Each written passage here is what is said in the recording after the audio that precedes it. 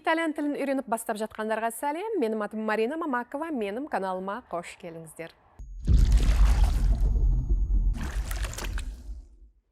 Бүгінгі сабағымызда итальян тілінде жіктеу есімдіктермен танысамыз. Жіктеу есімдіктерге мен, сен, ол, біз, сендер, олар деген сөздер жатады. Жекеше түрде io, мен, tu, сен, lui, ол ер адамға, lei, ол әйел адамға, lei үлкен әріппен, сіз сыпайы түрде. Әрқашанда үлкен әріппен жазылады.